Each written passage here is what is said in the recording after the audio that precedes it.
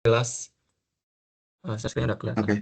Mungkin boleh diajak-ajakin lagi ya, karena ini masih terlalu dikit. Karena ini agak penting juga ya progresnya. Ya, selamat malam. Thank you buat rekan-rekan yang udah join ya untuk asistensi malam ini. Di sini mungkin gue akan jelasin progres 4 terkait analisis modelan kelompok tiang. Kalau kita lihat ya dari yang udah kita yang kalian kerjakan itu pertama udah buat proposal, lalu udah mendapatkan data tanahnya, terus udah diolah data data tanahnya, dan progres kemarin yang dikumpulkan untuk malam ini itu kalian akan mendapatkan daya dukung aksial tunggal atau ya kapasitasnya gitulah. Dan sekarang ini di progres 4 kita akan analisis pemodelan kelompok tiang ya, di mana di sini udah mulai nih kita mendapatkan beban dari struktur. Nggak hanya kita bicara terkait kapasitas. Nah, ini timeline, acuan, oke, outline ya. Jadi eh, outline besarnya itu ada dua, daya dukung kelompok tiang yang berisi ada pembebanan fondasi, ada preliminarinya, efisiensi tiang dan blok, kegagalan blok ya. Dan kedua adalah pengecekan kapasitas dan deformasi tiang yang dimana di sini akan menggunakan aplikasi baru namanya Ansoff Group gitu ya. Terus juga menentukan demand-nya dan cek kapasitas deformasi tiang tunggal. Outputnya apa? Laporan Excel dan file dari grup itu sendiri. Oke. Pertama, bicara terkait daya dukung kelompok tiang, seperti udah saya singgung tadi di awal, kita butuh beban. Nah, pertanyaannya adalah beban dari mana yang kita dapatkan gitu. Eh, apakah dari anak struktur udah ada dong beban dari ITAPS? Apakah bisa kita langsung pakai? Jawabannya tidak. Kenapa? Karena pembebanan struktur itu menggunakan pembebanan LRFD. Sedangkan di Geotek, analisis geoteknik, itu menggunakan pembebanan ASD atau metode tegangan izin.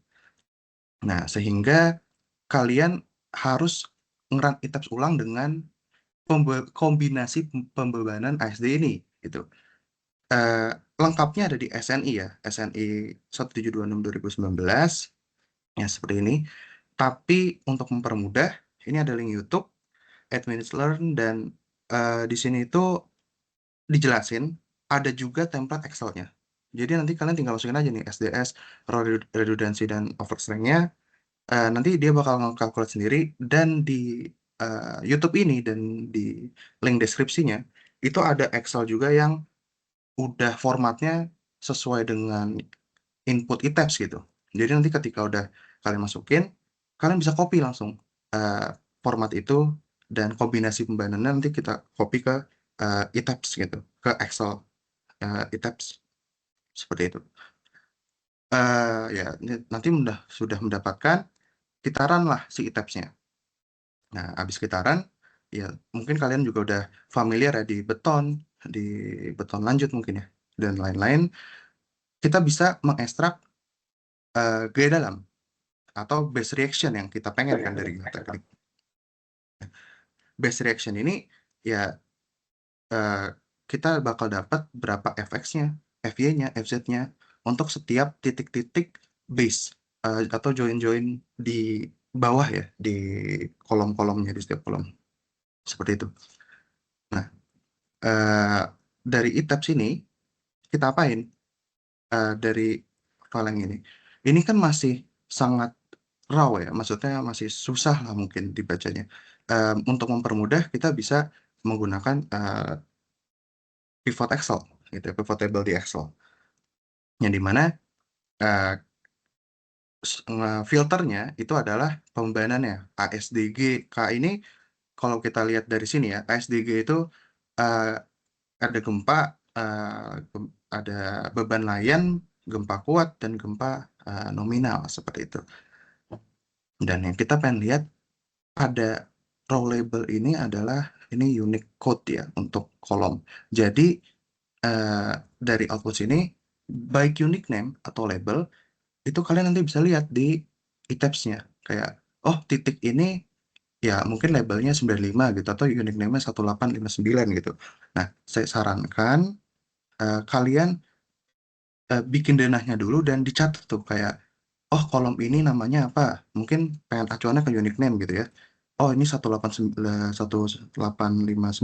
ini kolom ini apa? Dan lain sebagainya. Kenapa harus dicatat?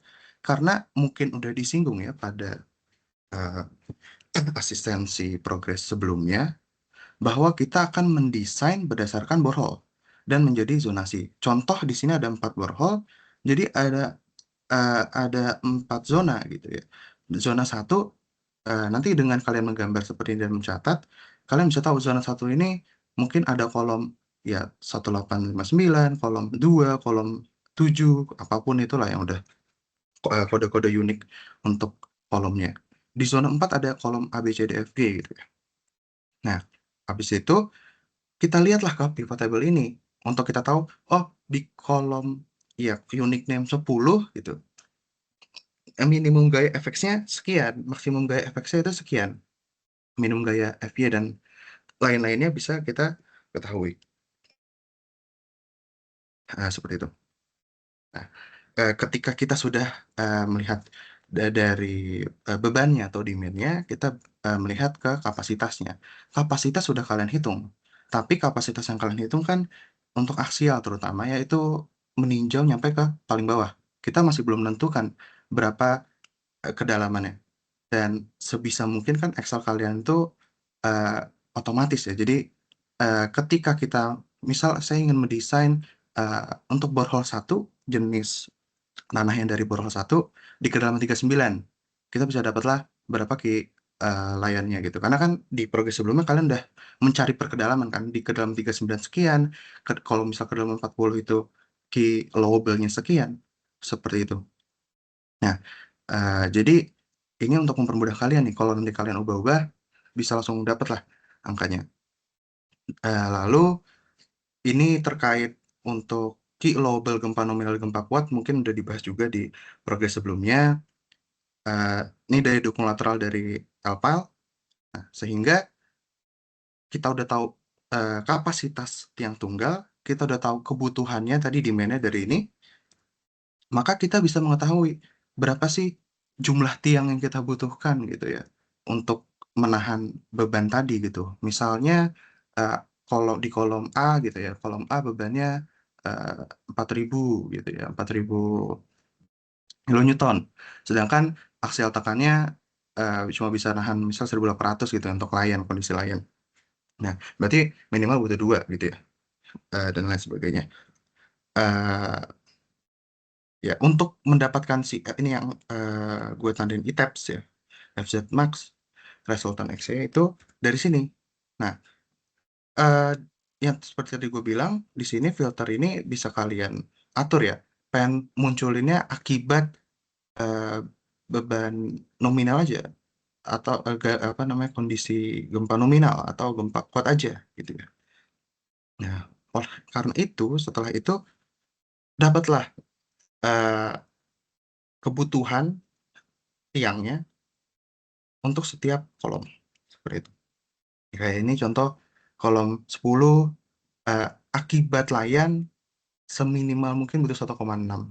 Ya kalaupun kan nggak mungkin ya 1,6. Tapi ya ini kita sebagai pertimbangan dulu kita lihat. Untuk GN gempa nominal butuh 1,4.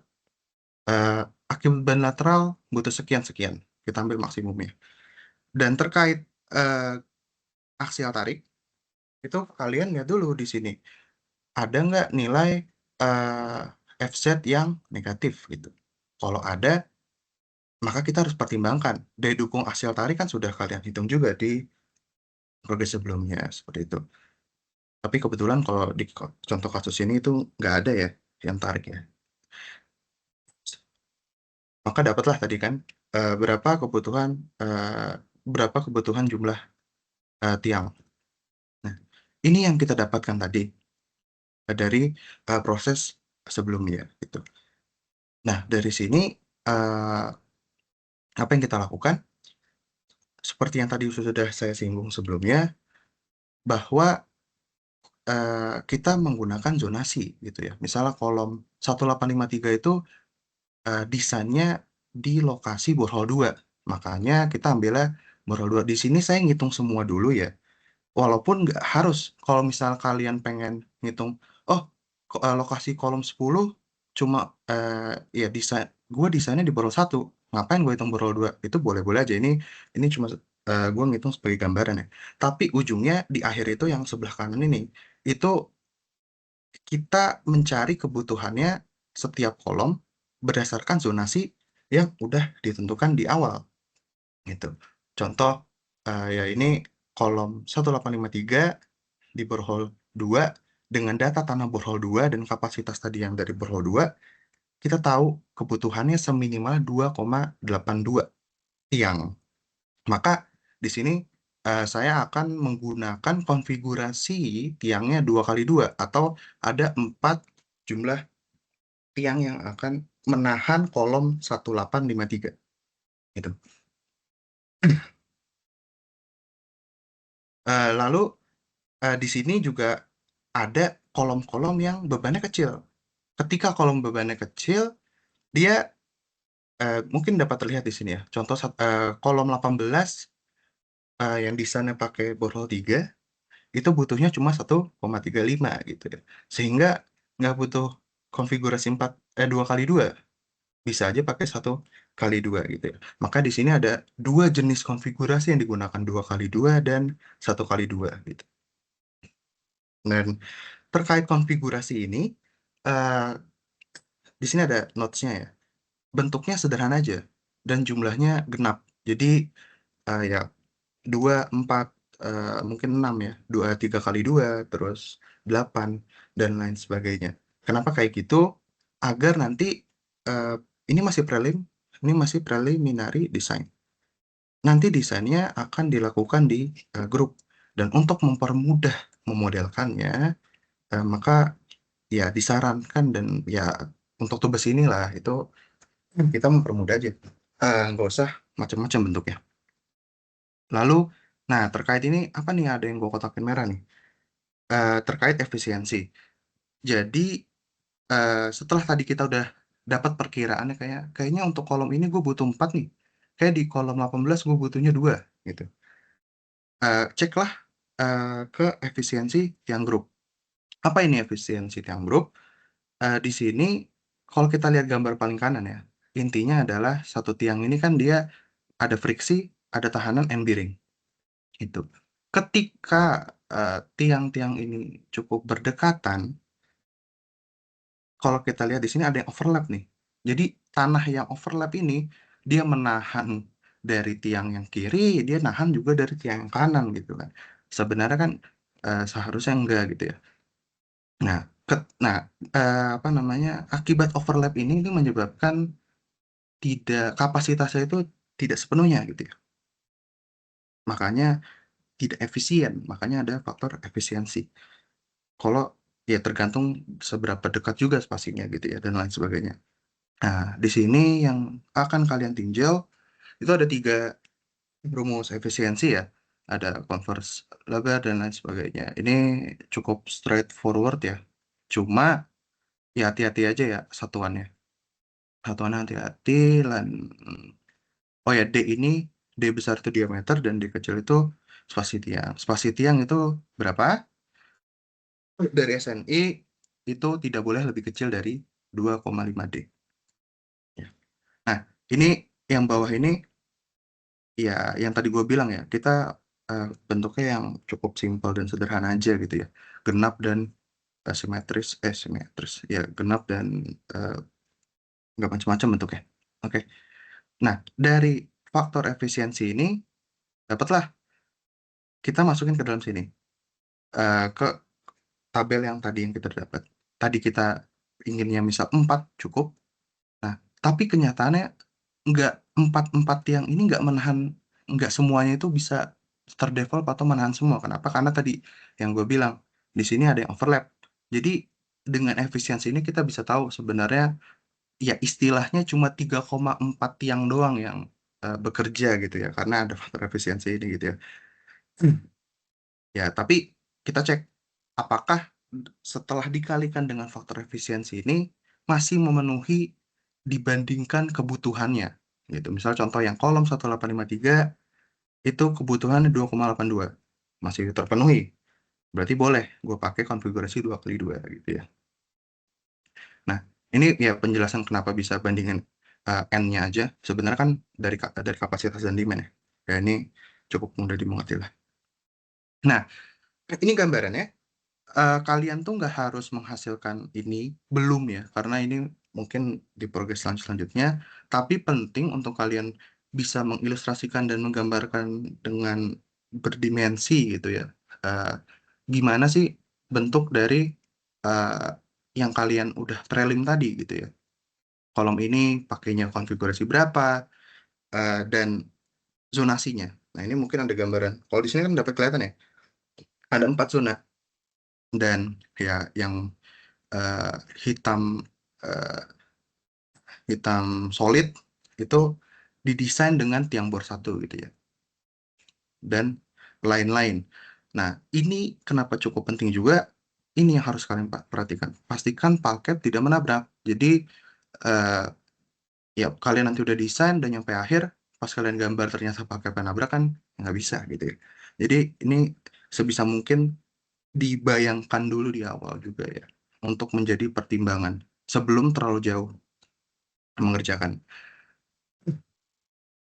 Dan juga, nah, yang jangan terlalu sedikit ini maksudnya apa? Jadi, misal nih, kalian udah ngambil kapasitas dalam banget lah gitu. Dalam banget jadi kuat banget tuh satu tiang. Dan misalnya itu satu kolom itu kayak, oh bisa nih, cuma ditahan pakai single pile doang satu tiang. Tapi ingat, ini masih prelim dan prelim ini tadi kalau kalian itu masih cuma melihat dari gaya aja. Terutama momen itu masih belum diperhatikan gitu. Jadi ya penting lah. Kalau single file doang kan ya kurang ya untuk nahan momen gitu. Oke, setelah itu kita akan melihat block failure. Nah, block failure ini eh, mungkin udah dijelasin juga pasti di kelas ya. Intinya adalah runtuh sebagai suatu kesatuan blok gitu. Jadi kalau kita lihat gambar ilustrasi di kiri ini gitu ya, dia itu ada 6 tiang. Nah, enamnya ini kan ya kita bisa lihat dia sebagai suatu persegi panjang. Nah, satu persegi panjang sepersegi panjangnya ini dia turun bareng-bareng. Dan itu tidak kita inginkan gitu. Kita pengennya gagalnya per palnya, nggak bareng-bareng satu kesatuan seperti ini. Makanya kita perlu ngecek nih, kalau dia gagal eh, keseluruhan ini, berapa sih key bloknya, block failure-nya gitu kan. Dan kita pengen pastikan bahwa key block failure itu harus lebih besar daripada key yang grup yang digabung-gabung itu. Kenapa? Karena kita pengen gagalnya bukan sebagai blok, tapi sebagai perpile gitu. Gimana cara ngitung? Gimana cara ngitung key bloknya gitu ya sebagai suatu blok? Sebenarnya ini sama persis dengan perhitungan di progres sebelumnya untuk satu tiang. Untuk pasti kalau kita ngelihat seperti ini, yang terbayang adalah yang nahan siapa? Pasti friksi ada, dan end bearing juga. Cuma bedanya yang ini bentuknya kotak, kalau sebelumnya kan kita ngitung per pile. Pile ada nahan friksi, di bawahnya ada end bearing. Nah, ini kita ninjaunya ya kotak, ada kotak besar, friksi dari selimut apa namanya persegi panjang ini nahan gitu ya, dan dari end bearing juga ada nahan gitu ya. Nah, sebagian besar itu sama dengan progres 3. Yang beda adalah yang tadi, yang pasti beda ya, karena di sini tadi gue bilang friksinya itu menggunakan ya keliling dari bloknya, bukan dari keliling eh, tabungnya ini gitu ya. Karena kan sebelumnya kita progres 3 itu menggunakan kita ninjau pile doang. Nah, dan end bearing ini PR kuadrat karena luas dari si pile. Kita ganti dengan luas dari si blok. Dan yang penting adalah ini. Key P itu kan CNC. NC-nya itu nggak 9, tapi harus dikoreksi. Ya, pakai tabel ini. Kenapa kalau misalnya tiang grup ini 9? Karena dia nanti bakalnya kan dapat L dibanding BG-nya untuk suatu pile itu sangat besar. Maka ya di 9. Sedangkan pada kasus ini kalian akan mendapatkan berapa NC yang pas. NC ini buat menggantikan si 9 ini ya gitu ya. Jika nanti block failure kalian itu letaknya di lempung. Akhirnya itu di lempung. Gitu. Nah, sekarang masuk ke kapasitas dan deformasi tiang. Nih, yang seperti sudah saya singgung terkait aplikasi grup. Jadi, dari prelim, kita tadi udah melihat kebutuhan eh, jumlah tiang. Tapi yang seperti saya bilang, kita masih belum meninjau momen. Sedangkan kalau kalian yang kalian pelajari dari rekayasa pondasi gitu ya, momen ini kan dia akan menyebabkan ada yang tiang tertekan atau menambahkan tekanan tambahan dan mengurangi tekanan atau menjadi tertarik seperti itu. Dan di sinilah di grup inilah kita mengaccount momen demand momen tersebut gitu. Ya, di sini ada link cara installnya dan udah mungkin itu. Oke, selanjutnya terkait pembebanan. Nah, di sini itu ada yang penting dari pembebanan di ENSOF Group. Dia itu memiliki sumbu yang berbeda dengan ITEPS. Ini ilustrasinya kelihatan ya di kiri. Arah X, Y, Z-nya itu berbeda antara grup dan ITEPS. Makanya kita perlu mengkonversi. Jadi FZ di ITEPS adalah FX di grup. FX di ITEPS adalah FY di ENSOF atau ENSOF Group gitu ya. MY di ITEPS adalah MZ minus MZ di ENSOF dan lain sebagainya. Sehingga yang pengen kita dapatkan adalah yang kanan ini nih, tabel yang grup konfigurasi dua ya, ya demand group inilah. Dapat dari mana? Dapat dari yang kiri ini ITEPS. Dengan cara tadi berarti FX-nya ini adalah FZ di ITEPS, FY-nya ini adalah FX di ITEPS gitu. Tinggal nge-refer aja. Nah, pertanyaan adalah yang di ITAPS ini dapat dari mana gitu kan, yang ITAPS-nya dapat dari mana. Sebelum itu gue pengen kesini dulu nih buat seperti ini untuk setiap kombinasi jenis. Jadi si tabel ini nih itu bakal kalian buat untuk uh, sejumlah jumlah konfigurasi dikali jumlah zona gitu ya. Intinya jadi kalau tadi contoh di sini gue ada konfigurasi 2x2 dan konfigurasi 1x2. Zonanya ada 4 zona. Sehingga gue akan butuh dan akan membuat 8 seperti ini. Jadi konfigurasi 2x2 zona berroll 1, berroll 2, berroll 3, berroll 4, konfigurasi 1x2 zona berroll 1, dan lain sebagainya gitu. Dan ini juga kepotong, tapi kalau kalian lihat di sini ada load case ya. Service load pasti di bawahnya ada gempa nominal dan gempa kuat seperti itu. Balik ke permasalahan tadi. ITEPS ini dapat dari mana nih yang di sini? Kalau yang di grup kita tahu tadi dapat dari uh, konversi ini gitu ya. Nah, yang ITEPS dapat dari mana? Dapat dari sini. Jadi yang di awal output dari ITEPS persis itu kalian bisa dapat. Di sini kan ada kelihatan ya tulisannya FX max, FX min. Jadi kita pengen intinya dari sini nih kita ingin mencari pada saat FX-nya max berapa sih FX, FY, FZ, MX, MY, MZ. Ketika FX-nya minimum, berapa sih FX, FY, bla bla bla. Ketika MX-nya maksimum, berapa sih FX dan lain-lainnya gitu ya. Jadi kita ingin meninjau eh, 12 kasus ini gitu ya. Untuk service load, gempa nominal, dan gempa kuat. Satu-satu dulu ya. Pertama dari ini dulu ya. Eh, Kiri dulu deh, load case. Gimana caranya? Ya tadi dari output ITEPS kita bisa filter. Filternya munculin kita pengen eh, lihat yang service load aja, maka kita centang yang kombinasi untuk beban layan. Oke. Eh, Kalau misalnya ingin lihat gempa nominal, jadi ya kita checklist yang gempa nominal aja gitu. Oke, loadnya sudah aman ya.